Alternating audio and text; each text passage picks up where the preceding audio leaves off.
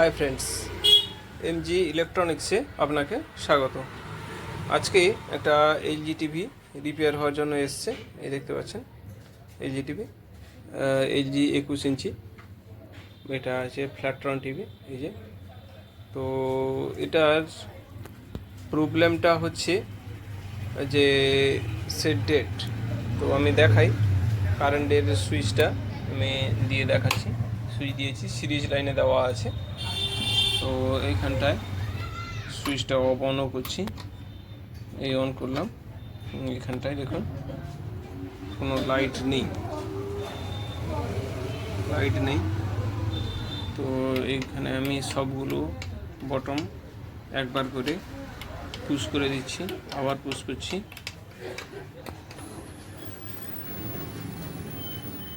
এবারে কি আছে পিছনের ব্যাক কভারটা দেখাই, যে কোন মডেলের টিভি সেটা একটু পিছনের ব্যাক কভারটা আমি দেখাই যদি আছে কিছু। না, পিছনের ব্যাক কভারে যেটা ছিল, কাগজটা ছিল, সেটা উঠে গেছে।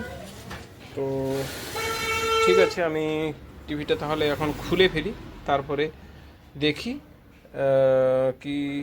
কীরকম কন্ডিশনটা আছে। তো আগে এটাকে খুলে ফেলি, তারপরে ফিরছি। তো দেখুন বন্ধুরা, টিভিটার কি কন্ডিশন হয়েছে, পরিস্থিতিটা বুঝতে পারছেন। আমি একটু লাইটটা দিয়ে দেখাই।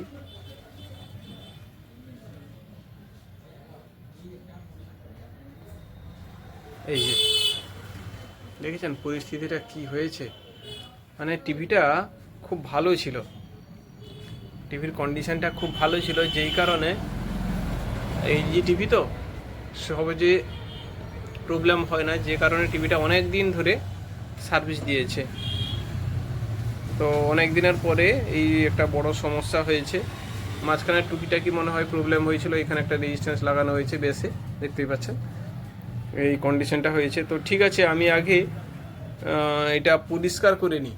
দেখেছেন পরিস্থিতিটা কি হয়েছে, তো এটা পরিষ্কার করি, তারপরে দেখব যে কোথায় কী সমস্যা বা ভোল্টেজের দিকে এরপরেই আমি যাচ্ছি। তো আগে এটাকে আমি পরিষ্কার করে নিই।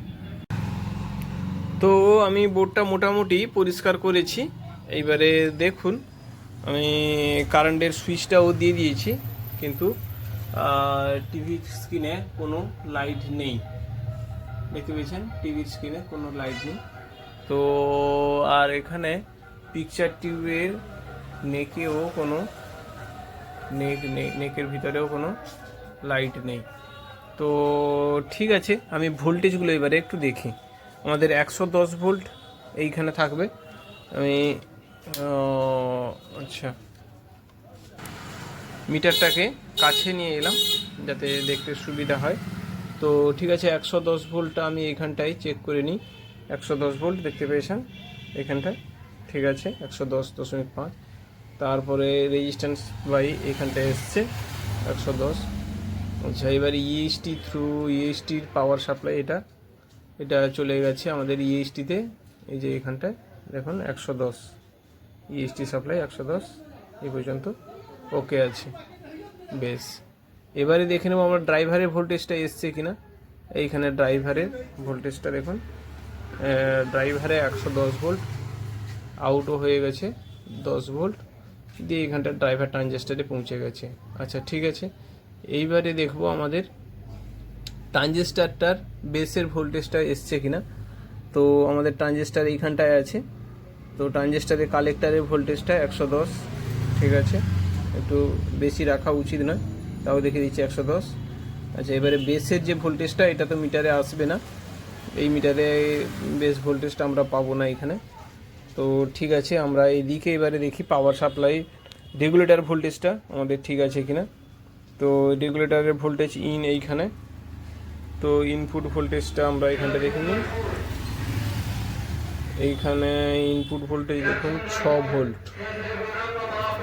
আমি আবারও একবার দেখাই, এইখানে যে ইনপুট ভোল্টেজটা আমাদের রেগুলেটরের ইনপুট ভোল্টেজ, এইখানে সরি সুইচটা বন্ধ হয়ে গেছে, সুইচটা দিলাম। এইখানে ইনপুট ভোল্টেজ দেখুন 6.5, বেশ, ঠিক আছে। এরপরে আমরা অডিও সাপ্লাইটা দেখলে অডিও ভোল্টেজটা কি আছে।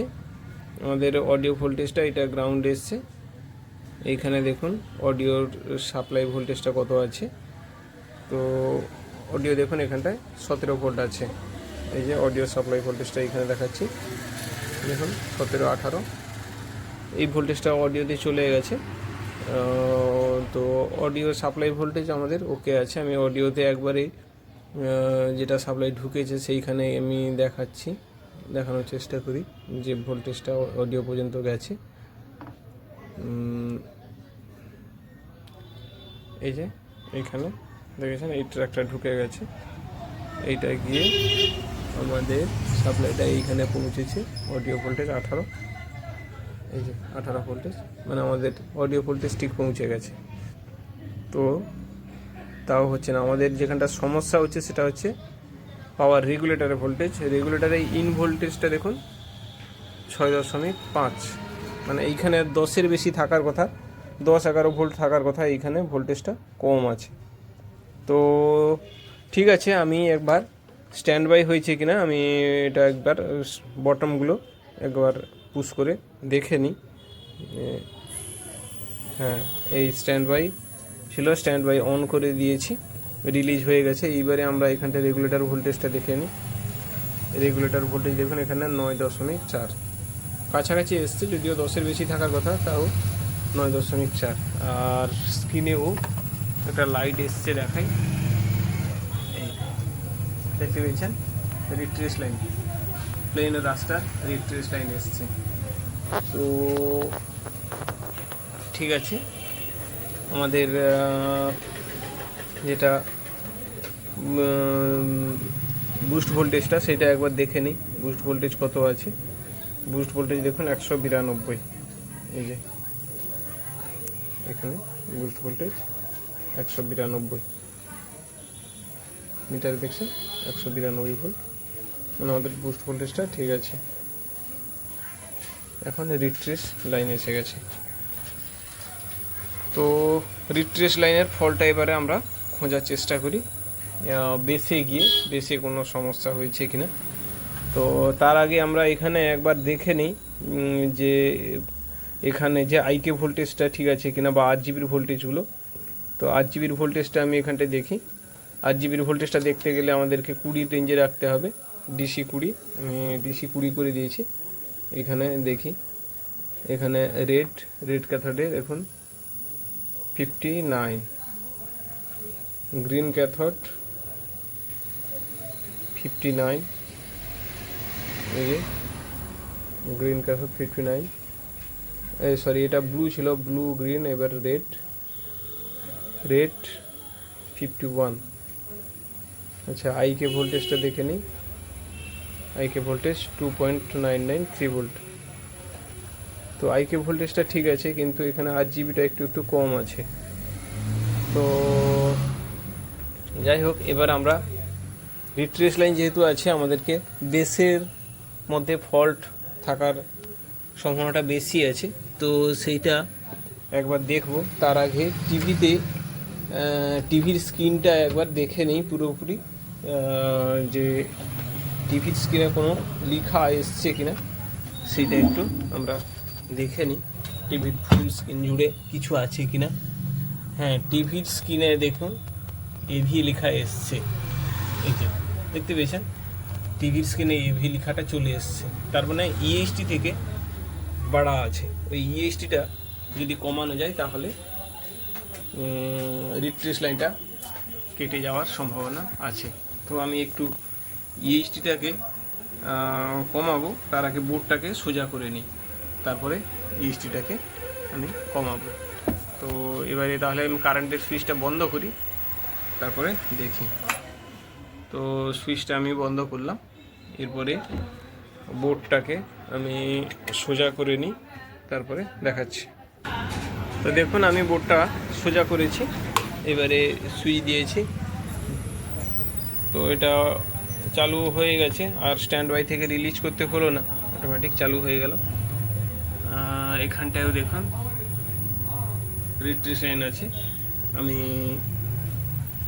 ক্যাথোডটার ভোল্টেজটা একটু কমানোর চেষ্টা করি, ঘোরানো। দেখুন একবারে কমে গেছে। তো আমি ভিডিও একটু ইনপুট করে তারপরে দেখি কি ঘটনাটা ঘটছে। আমি ভিডিও লাইনটা লাগাই, তারপর দেখাচ্ছি। তো দেখুন আমি ভিডিও সিগন্যাল ইনপুট করেছি এবং লাইটটা কিন্তু ঠিকঠাক নেই, মানে কালারটা, টিভির কালারটা ঠিক নেই। টিভি ক্যামেরায় ঠিকঠাক বোঝা যাচ্ছে না, কিন্তু কালারটা।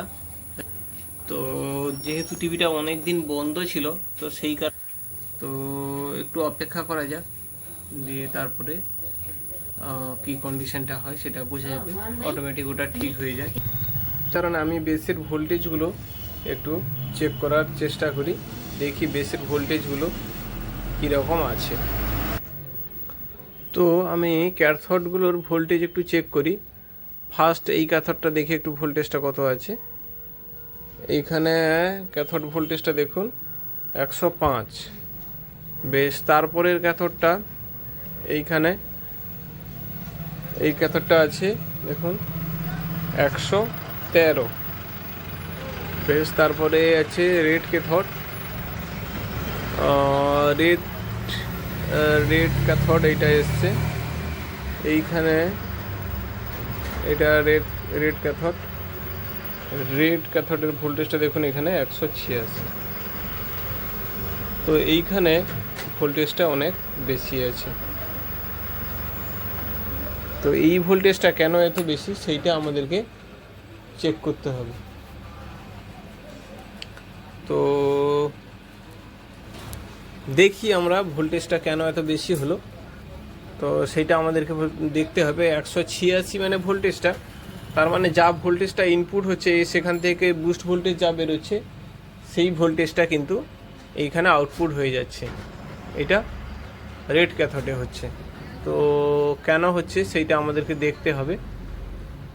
তো ঠিক আছে, আগে বেসটা খুলে ফেলি, এমনি ফিজিক্যালি কোনো সমস্যা আছে কিনা সেইটা আগে দেখব, তারপরে অন্য ভোল্টেজগুলো দেখব। তো ঠিক আছে, এবার আমি দেখি, আগে এটাকে বেসটাকে খুলে আনি, তারপরে দেখছি। তো দেখুন আমি বেসটা খুলে এনেছি। এইবারে দেখুন এই যে ডায়োডটা আছে, এই ডায়োডটা দেখুন এইখানে, এই যে ডায়োডটা দেখতে পেয়েছেন, এই ডায়োডটা কিন্তু ভাঙা, দেখেছেন এই ডায়োডটা ভাঙা আছে। তো এই ডায়োডটা আগে চেঞ্জ করব, তারপরে লাগিয়ে দেখব যে আমাদের ফিজিক্যালি এই সমস্যাটা দেখতে পাচ্ছি। তো এই ডায়োডটা আমি আগে চেঞ্জ করে লাগিয়ে দেখি আমাদের কালারের সমস্যাটার সমাধান হলো কিনা, তারপরে আমরা ফিরব।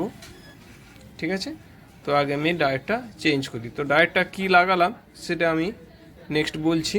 তো আগে ডায়োডটা লাগিয়ে ছবিটা আমরা দেখি, তারপরে ফিরছি। তো আমি ডায়োডটা লাগিয়েছি, এবার ভোল্টেজটা একটু দেখে নিই যে আমাদের ভোল্টেজটা যেটা বেশি ছিল সেটার ভোল্টেজটা কি হয়েছে কন্ডিশন। তো আমি মিটারটাকে একটু কাছাকাছি রাখলাম, অনেকটা দূর হয়ে গেছে, তাও ঠিক আছে আমি তাও দেখাচ্ছি। এইখানে আমাদের ছিল 187 ভোল্ট, এখন এইখানে দেখুন ভোল্টেজটা দাঁড়িয়েছে 101 ভোল্ট। তো ঠিক আছে, আর বাকিগুলো দেখে নিই, বাকি ক্যাথোডগুলো। এইখানে ছিল 127 ভোল্ট, এইখানে দেখুন 109 ভোল্ট, 110 ভোল্ট। আচ্ছা, তারপরে আর একটা ক্যাথোডে দেখুন এইখানে 101 ভোল্ট। তো এইবারে আমরা সামনের ছবিটা কীরকম এসছে সেইটা একটু দেখে নিই। এই যে দেখুন ছবিটা কালার ওকে এসে গেছে, আর কোনো সমস্যা নেই, দেখতে পেয়েছেন। তো এটা রাত্রে কাজ করছি বলে এই জন্যে টিভির স্ক্রিনটা একটু স্নো মনে হচ্ছে, কিন্তু এটা কোনো কিছুই নয়, এটা শুধু রাত্রের জন্য এরকম স্ক্রিনটা এরকম মনে হচ্ছে। তো বাকি আর কোনো সমস্যা নেই, ওকে আছে। আর বাকি অডিও সেকশনটা একটু দেখতে হবে, অডিও সেকশনের যদি কোনো সমস্যা থাকে সেটা একটু অডিওটা আমরা একটু ট্যাপিং করে দেখে নিই যে অডিওর কোনো সমস্যা আছে কি না।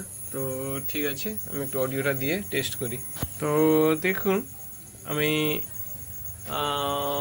অডিওটা ট্যাপিং করছি, অডিওর কানেকশানটাও আমি দিয়ে দিয়েছি, এই যে অডিওর লাইনটা লাগিয়ে দিয়েছি।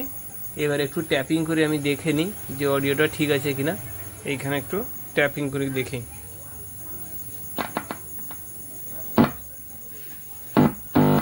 বুঝতে পারছেন, দেখতে পেয়েছেন আমাদের নকিংটা আছে, তার মানে অডিও ঠিক এসে গেছে। তো তাহলে আর কোনো সমস্যা নেই, কাজটা ওকে হয়ে গেছে। টিভিটার বোর্ডটা লাগিয়ে দিই, বোর্ডটা লাগানোর কমপ্লিট করে তারপরে সামনে আমরা ছবি দিয়ে দেখব এবং সাউন্ড দিয়েও দেখে নিব যে আমাদের আর কোনো সমস্যা থাকলো কি না। তো ঠিক আছে, আমি তাহলে টিভিটা লাগিয়ে ফেলি, পুরো পিছনের ব্যাক কভার লাগিয়ে রেডি করি, তারপরে দেখাচ্ছি আর কোনো সমস্যা আছে কিনা। তো দেখুন আমি টিভিটা কমপ্লিট করে ফেলেছি, ছবিটা এরকম এসছে, ক্লিয়ার এসছে ছবি, মোটামুটি কোনো সমস্যা নেই আর। তো তাহলে আজকের ভিডিওটা এই পর্যন্ত, ফিরছি নতুন কোনো ভিডিও নিয়ে। ততক্ষণ পর্যন্ত সবাই ভালো থাকুন, সুস্থ থাকুন, বাই।